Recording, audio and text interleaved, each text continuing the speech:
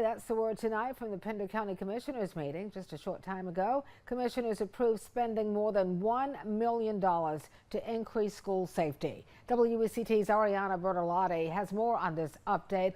Ariana, what will the money go to? Well, Fran, school leaders in Pender County say school bus drivers have been frustrated, not only over a driver shortage, but having to keep an eye on more students while also keeping an eye on the road. One of the concerns brought up in today's meeting is including the lack of radios and monitors in school buses. Too often, bus drivers say they're forced to rely on cell service in the event of emergency.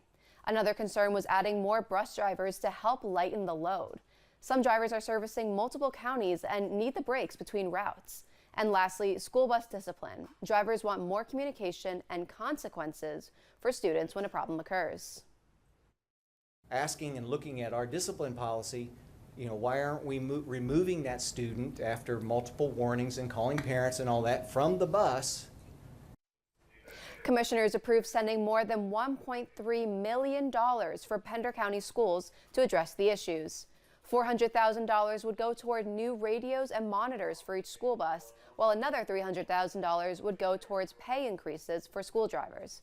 Fran, according to Superintendent Breedlove, now that commissioners have approved this proposal, changes are expected to be set in motion immediately. All right, Ariana, thanks so much. Coming up.